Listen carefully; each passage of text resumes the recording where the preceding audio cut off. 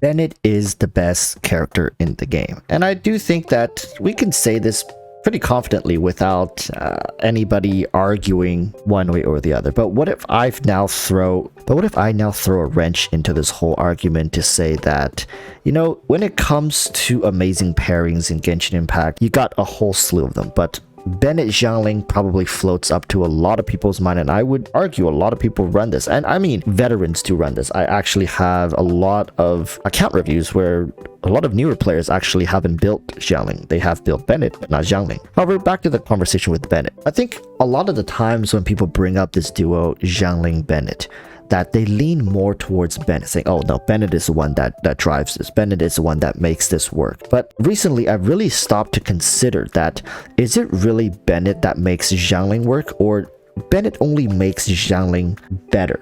Xiangling works as a standalone unit. She works just fine. And the point of this video is kind of to prove that I think Xiangling is actually superior in the combination of Xiangling Bennett. And in fact, Xiangling actually offers something in the game that is more difficult for you to replace.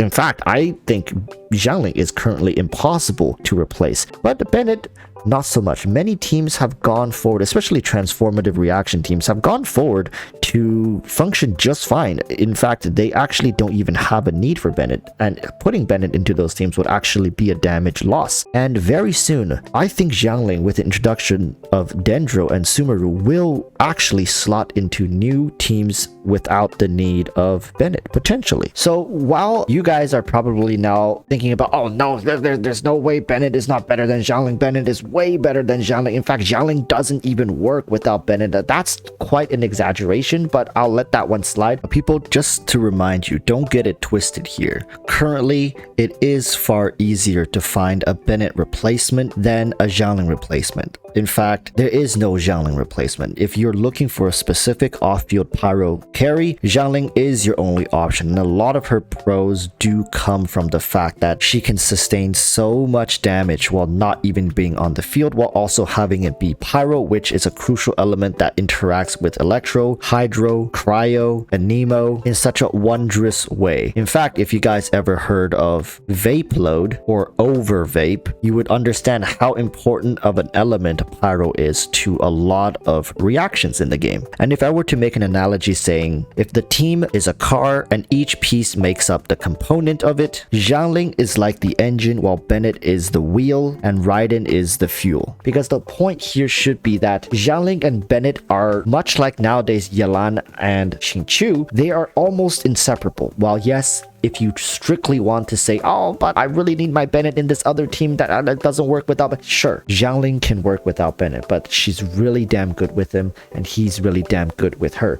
In fact, I would even argue that Bennett isn't going to be as popular and as demanded in a lot of these teams without Xiangling. Without each of these pieces, they are not going to perform as optimally. If you are somebody who cares about optimizing your account, let's say you are AR45, AR50, and you're looking to build some really strong teams, leveling up a Xiangling is going to benefit you more nowadays than leveling up a Bennett. Bennett's healing really only needs to get up to, like, I'd say 3k, 4k per tick, and that's good enough. Any more than that, it's excess. And a lot of the times people build Bennett to level 90, it's not to get more healing or whatever, it's to get more damage buffing. And right now, I can tell you, getting Bennett to maybe level 70, level 80, good enough. Get Xiangling to level 90, crack Xiangling out, and she will serve you better than any other character with the same level of investment. She is such high value, and it's mainly because of her pyro application. And once again, we need to reiterate this because no other character in the entire game currently even comes close to what Xiangling is capable of producing off field for pyro application. And pyro, while arguably not the best element in the game anymore, I think if you were to ask people back in the 1.0 era, maybe even somewhere in the 2.0 era, a lot of people would tell you, oh, pyro is the best element in the game. Nowadays, hydro,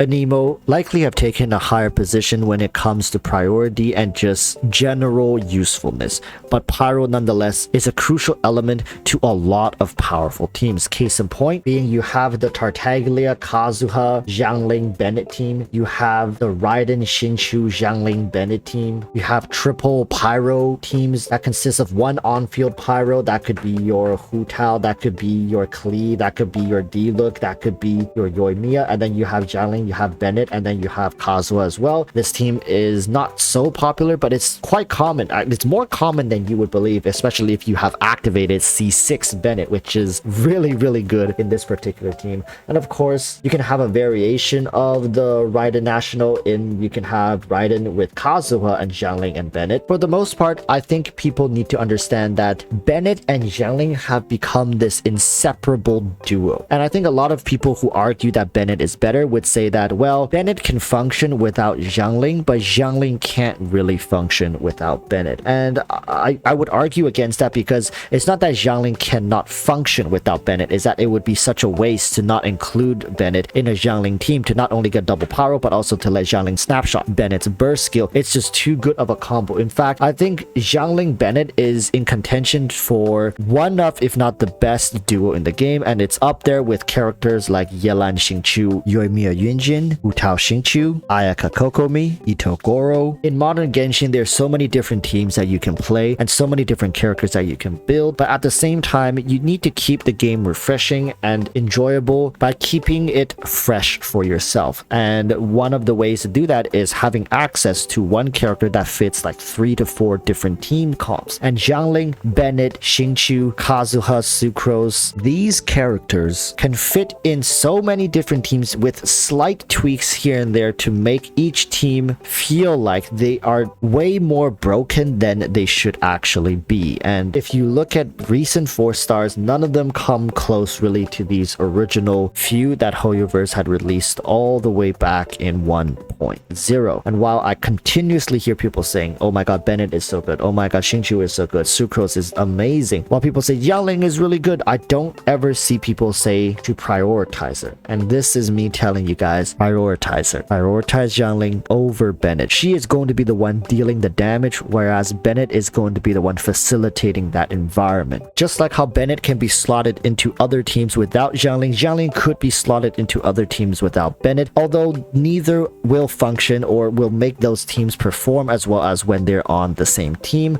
I could say that when you put Xiangling into a team, it could make or break when it comes to damage thresholds, whereas if you put Bennett into a team, it's really reliant on your other carries to make use of a Bennett's utility and buffing in general. Not to say one is better than the other, but when I look at an account, especially an account under development, I always want to see the account have enough damage output just overall, as opposed to having enough supports to facilitate more damage for the team. You can have an amazing Bennett, but if your Xiangling is under-geared, under-leveled, your team is not going to be performing as well as if you had a cracked out Xiangling. I hope that makes sense for you guys, and I do think that going into Dendro and Sumeru, Xiangling is still going to be an irreplaceable piece in many people's compositions. In fact, she's just gonna age even better when it comes to burning, as once again, there's no character quite like Xiangling, but when it comes to buffing teams and buffing units, Bennett slowly has fallen off when it comes to teams that don't really scale off of attack percentage. And as you guys can already see, we're moving into a meta where likely Elemental Mastery is gonna take over, and hey, Xiangling can take advantage of that more than Bennett can as well. So people, comment down below, what do you think of Xiangling in comparison to Bennett? What do you think of Xiangling in comparison to Xingqiu? And if you really had to rank them, how would you rank them? With that said, thank you guys so much for watching, and I'll see you guys in the next video. Until then, urge y'all to stay safe. Peace.